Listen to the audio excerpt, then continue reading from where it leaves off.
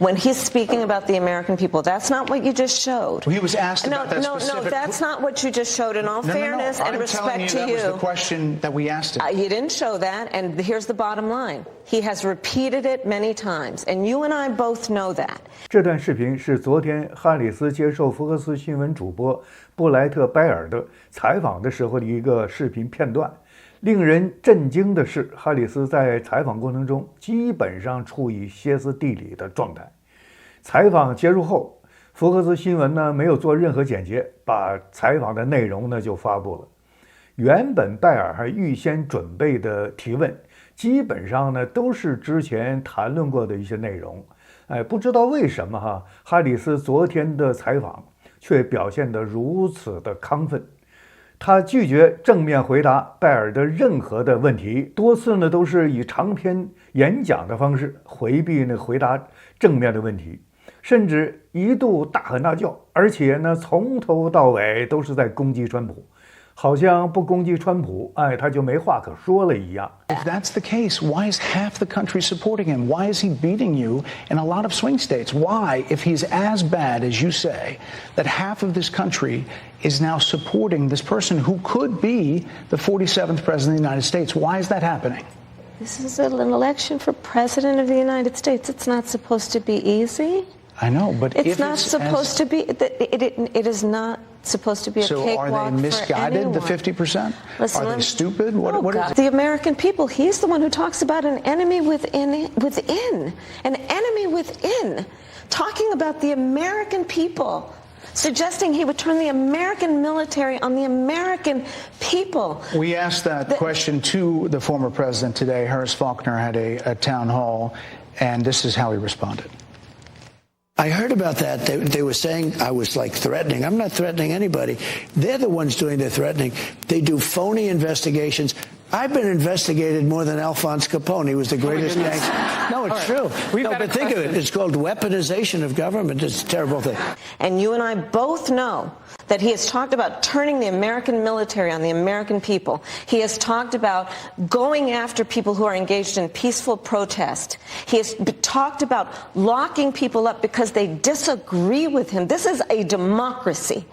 And in a democracy, the President of the United States, in the United States of America, should be willing to be able to handle criticism without saying he'd lock people up for doing it. 你看看他一说到川普，一攻击川普的时候，满脸狰狞的样子，从来没有见过一个总统候选人面对媒体、面对选民，竟然有如此糟糕的表现。也算是美国选举历史上的奇葩了。当然了，也有左媒呢第一时间站出来为哈里斯洗地了。他们认为哈里斯掉进了福克斯的狮子笼里了，意思是说主持人拜尔有意刁难哈里斯。我不这么认为这要比川普接受媒体采访时候呢那宽松多了。大家看过川普接受其他媒体采访的时候，尤其一些比较倾向于左派的一些媒体采访的时候，包括一些主媒采访的时候，你看看什么样的情况，那刁难程度要比这儿厉害多了。拜尔根本就不是属于刁难他，而是正常的提问一些问题，这些问题过去都是见过的，都是直接说过的一些问题，没有什么刁难的，没有什么他不好回答的，只是他呢确实不知道该怎么回答。那么而且呢，就拜尔个人的立场而言，他不会有意识刁难哈里斯的。问题呢，可能还是出在他个人的情绪上。这段时间的选情呢，一直对他不利。他的竞选团队想尽了一切办法来扭转被动局面，看来效果不佳。所以呢，哈里斯呢憋了一肚子的气，可找到了发泄火的机会了。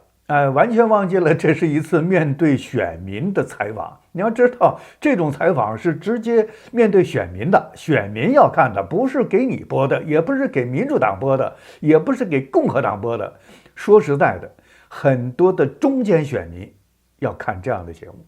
结果呢，他这种表现，可以说也是彻头彻尾的把他个人的很多的性格、很多的不足都暴露无遗了。那我认为哈里斯自始至终拒绝正面回答拜尔的一些提问，总是顾左右而言他，可能是他竞选团队呢采取的一种策略。计划就是不惜一切代价避免回答实质问题。就是既然接受了这个采访了，那肯定要问出一些他没法回答的问题，怎么办呢？就干脆不回答。顾左右而言他，可能这就是他竞选团队给他出的一招吧，一种这个采访策略。但是这种策略未必好的。你可以不回答，你可以顾左右而言他，但是选民看得清清楚楚，尤其那些中间选民，他想听到一些他应该听到的信息，听不到了，你不回答，你的回答呢完全跟拜尔提出的这些问题呢根本不搭嘎。你回答的问题都是直接攻击川普，所以像这样的回答可能不会有好的作用的。那可是呢，他没有想到的是，拜尔呢会一直追着让他正面的回答问题。这下子把哈里斯积压了已久的这个邪火，那可是挑了出来啊，直接就针对着这个拜尔，直接就去了。指着拜尔说话。那作为主持人，拜尔当然是希望哈里斯呢能够正面的回答问题嘛，否则的话准备了那么长时间，想要了解的一些问题，他们想了解的问题大部分都是选民想了解的问题，所以呢他一直就引导哈里斯呢回到正题上。这下可把哈里斯呢给逼急了，是不是问急了，几乎呢表现的有点歇斯底里了。你看看哈里斯的语气和肢体动作，真的让人家很厌恶的。谁会喜欢这样一个尖叫和狂怒的女人？你如果喜欢这种人呢，你一定是有毛病，是吧？哈里斯呢还不时的用手呢指着拜尔，就是指着他，就是带着指责的口吻指着拜尔，几乎是咬牙切齿的谈论自己想说的事儿。就是你拜尔想问什么事情，想问的问题，我就不想说，我就想回答，我就想讲我自己想要讲的话。我们还是来看一看，当拜尔在问到一些具体问题的时候，哈里斯是怎么绕着话题说的。当拜尔问哈里斯究竟有多少非法移民已经进入了美国，这个数字大家都想知道的嘛，你政府是有义务来回答这些事情的。记者问了这个问题，你也应该借着这个机会，这个平台告诉你的选民究竟有多少非法移民进入美国了，且不说责任在什么地方，只讲数字，讲数量是多少，有一个准确的数字嘛，是不是？我相信国土安全部有这个数字，为什么他不爱回答？那哈里斯呢不愿意回答这个数量的，不愿意回答这个数字。拜尔呢就一直希望他能够正面的回答问题，两个人就开始呛将起来了。And specifically the influx of illegal immigrants from more than 150 countries. How many illegal immigrants would you estimate your administration has released into the country over the last 3.5 years? Well, I'm glad you raised the issue of immigration because I agree with you. It is a topic of discussion that people want to rightly have. And you know what I'm going to talk about. Yeah, but right just now, a number. Do you think it's 1 million, 3 million? Brett, let's just get to the point. Okay, the point is that we have a broken immigration system that needs to be repaired. So your Homeland Security Secretary said that 85% of apprehensions. I'm not finished. We have it's a rough estimate of 6 million people have been released into the country. And let me just finish. I'll get to the question. I promise you. I was beginning to answer. 当拜尔问到这个关于川普的留在墨西哥政策的这个问题时候呢，哈里斯又开始绕开了。有什么看法直接回答不就行了吗？不，他就是要绕。可是哈里斯呢一直在绕。本着一个原则，老娘就是不回答你问题。你要问的我就不说。弄得拜尔总想打断这个哈里斯滔滔不绝的演讲式的回答，可是呢，哈里斯根本不理他。And when you came into office, your administration immediately reversed a number of Trump border policies. Most significantly, the policy that required illegal immigrants to be detained through deportation, either in the U.S. or in Mexico. And you switched that policy. They were released from custody awaiting trial. So instead, included in those were a large number of single men, adult men, who went on to commit heinous crimes.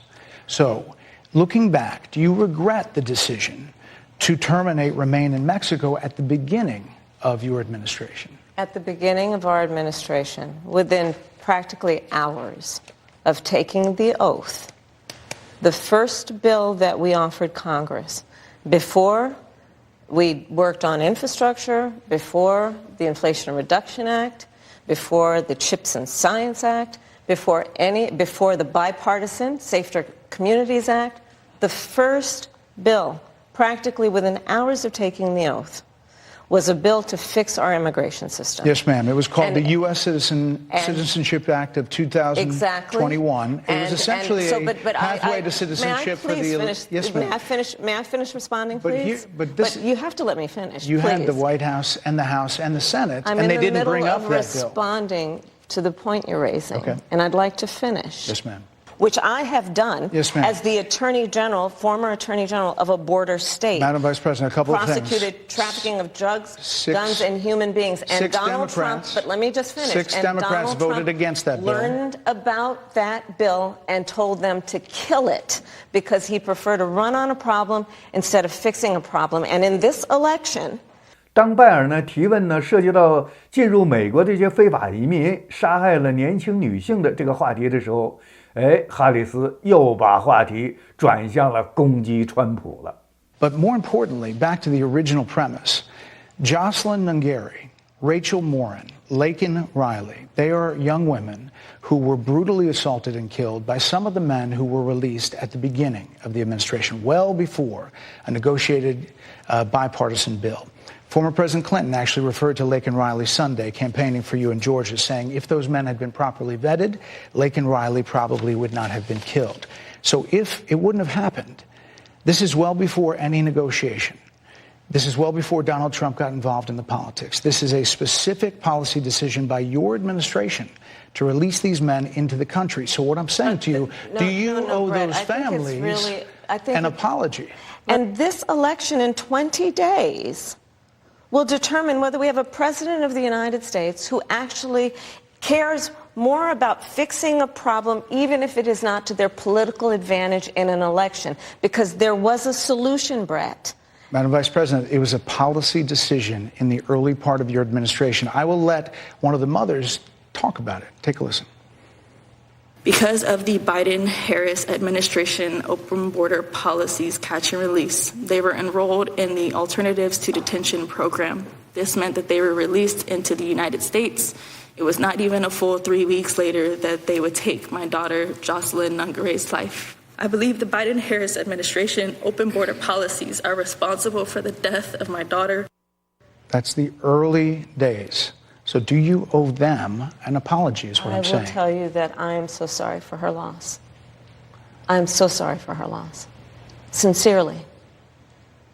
But let's talk about what is happening right now with an individual who does not want to participate in solutions. Let's talk about that as well. But do you want to answer in all fairness, I told you I feel awful for what she and her family have experienced. During that time, you said repeatedly that the border was secure. When in your mind did it start becoming a crisis? I think we've had a broken immigration system transcending, by the way, Donald Trump's administration, even before. That's the premise of this question. But there were that's how the 90 system plus works. executive orders that were rescinded in the first days. Many of those were Trump border policies. I'm not going to stay here because there's other things to talk about, but you frequently talk to the Border Patrol Union for support of that bipartisan bill, and they did. They supported it. But they also just endorsed Donald Trump and said, you've been, quote, a failure with border security. Why do you think they said that? I think they're frustrated, and I get it. They want support. They want support, and that's what that border security bill would have done. These guys down at the border, these men and women, they're working hard. They're working around the clock. I get it. 当拜尔呢问到为什么79%的美国人认为美国正在走在错误的道路上的时候，哈里斯回答的十分的诡异。你来看看这段视频，很有意思的。More than 70% of people tell the country is on the wrong track. They say the country is on the wrong track. If it's on the wrong track, That track follows 3.5 years of you being vice president and President Biden being president. That is what they're saying, 79% of them. Why are they saying that? If you're turning the page, you've been in office for 3.5 years. And Donald Trump has been running for office. But you've been the person holding the office. Come on.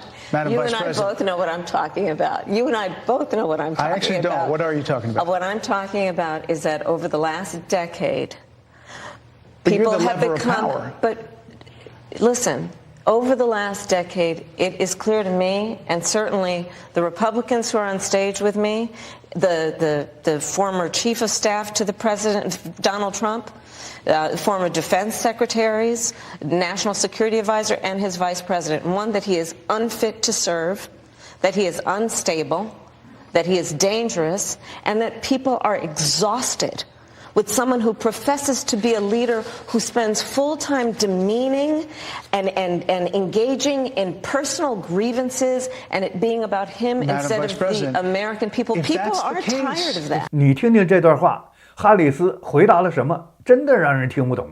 难怪拜尔在采访结束以后说啊，他其实根本就不知道哈里斯在说什么。接着呢，拜尔呢问了一个敏感的话题，问哈里斯第一次意识到拜登精神衰退，精神有问题是什么时候？哈里斯先是一愣，愣了半天，支支吾吾说了几句含糊不清的话，然后呢，再次的把话题呢又转向了川普，又开始攻击川普了。Yes. Let me ask you this, Madam Vice President. You call Donald Trump. You call Donald Trump. He's misguided. You say now he's unstable. He is unstable, Brett. He's not well. You say he's mentally not stable. He's not stable. Let me ask you this. You told many interviewers that Joe Biden was on his game, that ran around circles on his staff. When did you first notice that President Biden's mental faculties appeared diminished? Joe Biden, I have watched from the Oval Office to the Situation Room. And he has the judgment and the experience to do exactly what he has done in making very important decisions on behalf of the American people. There were no concerns raised? Brett, Joe Biden is not on the ballot.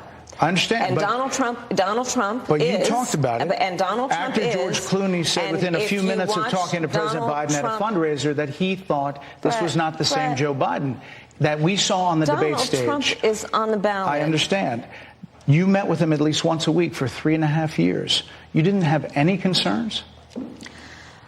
I think the American people have a concern about Donald Trump, which is why the people who know him best, including leaders of our national security community, have all spoken out. Even people who worked for him in the Oval Office, worked with him in the Situation Room, and have said he is unfit. 如果你从头到尾把这次采访呢看下去，哈里斯回答问题基本上都是在攻击川普的，而且呢表现出来的情绪对川普呢可以说是恨之入骨。在美国大选过程中对手之间呢相互指责是正常的，说的过激一点的话也可以接受，这是美国政治的特色嘛。但是呢，像哈里斯这样攻击川普的时候呢，满脸充满了邪恶，充满了杀气，充满了置川普于死地而后快的肢体的语言，已经超出了政治对手之间争夺的范畴了。一般这种女人的内心深处积累了过多成长过程中遗留下来的那些苦毒。这种女人破坏性极强极强的，像哈里斯这样的，一旦她当选美国总统，世界和美国都将面临灾难的。有媒体说这次采访呢，对于哈里斯来说就是灾难性的。在采访过程中呢，哈里斯的竞选团队在采访还没有结束的时候，就示意拜尔马上停止采访活动。据拜尔后来说哈里斯已经迟到了15分钟，就是没有按时间准时到达。缩短了整个商量好这个采访的时长。那拜尔呢，因为时间不够了，说他还有很多的问题要提问，但是由于哈里斯呢不断的阻挠，就打断不让他提问，很多问题呢没办法提出来。几乎是匆匆忙忙的结束了这次采访了。好了，接下来我们看看采访的其他内容，作为这期视频的结束了。谢谢大家收看，下期视频我们仍然不见不散。Madam Vice President, two more things.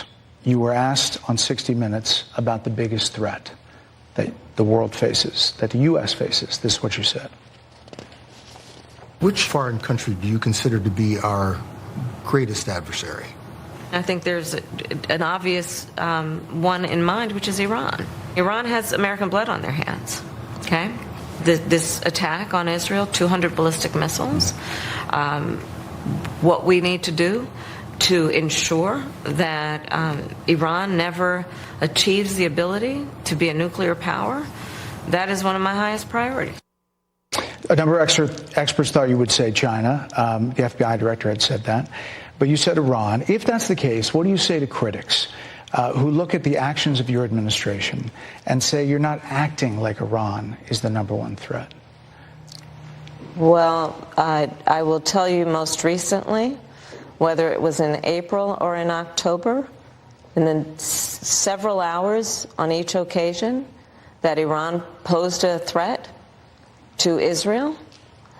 I was there, most recently in the Situation Room, in the most recent attack, working with the heads of our military and doing what America must always do to defend and to support Israel in its requirement to defend itself, and to give American support to be able to allow Israel to have the resources to defend itself against attack, including from Iran and Iran's terrorist proxies in the region. Right. And that but those is, proxies and, were getting and funded my by commitment Iran. to that is unyielding and unwavering. Critics just say that you either relaxed or failed to enforce sanctions on Iran, allowing all of this money to flow into Iran, like billions. Let's go back to Donald Trump, who pulled out of a deal that would have actually put Iran in check. The estimates and then in billions. It was during Donald Trump's that administration go towards that the Iran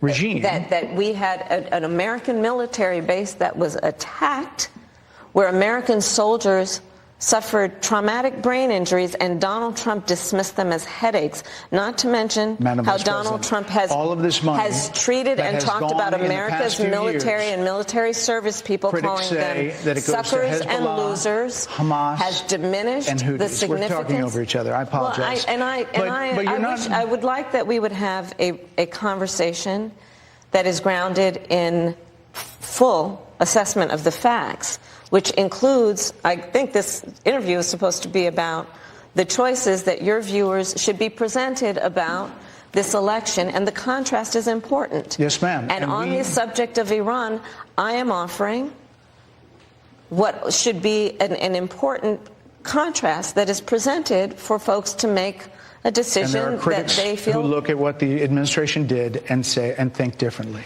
Madam Vice President, they're wrapping me very hard here. I hope you got to say what you wanted to say about Donald Trump. There are a lot of things. There's more to say. I have much more to say. There are a lot of things that people want to learn about you and your policies, and that's why we invited you here. I invite everyone to go to KamalaHarris.com, and you will see that I have 80 pages of policies that are quite comprehensive and should be accessible to anyone who would like to read them. And it includes what I intend to do about affordable housing, what I intend to do about small businesses, what I do and that's why we invited you here, our economy, to see where you were in 2019 and where you are now. America's military, and ensure we have the most lethal and best fighting force in the world. Madam Vice President, they're giving me a hard rap here. Well, I thank you for the time. I thank you for the time. It's good to meet you. Thank you very much. Thank you.